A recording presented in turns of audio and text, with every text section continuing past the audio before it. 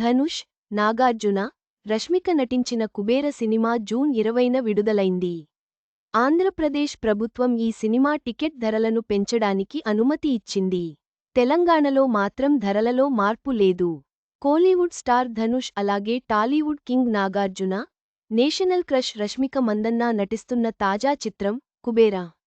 ఇక దీనికి మ్యాజికల్ దర్శకుడు శేఖర్ కమ్ముల దర్శకత్వం వహిస్తున్నాడు.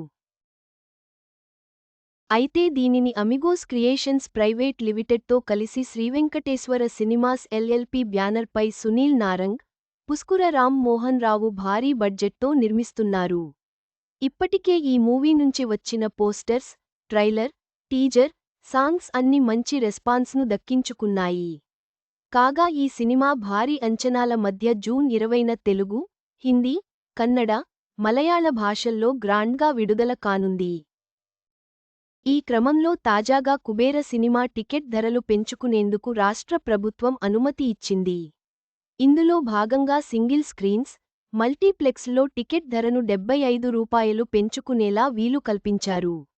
అయితే మూవీ రిలీజ్ అయిన తేదీ నుంచి 10 రోజుల పాటు ఈ ధరలు అమల్లో ఉండనున్నాయి.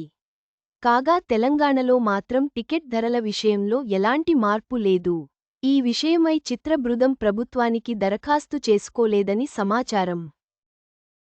చివరగా, కుబేర సినిమా టికెట్ ధరల పెంపు ఏపీకి మాత్రమే పరిమితం అయింది. తెలంగాణ ప్రేక్షకులు ఇప్పటికే ఉన్న ధరలతోనే సినిమా చూడవచ్చు.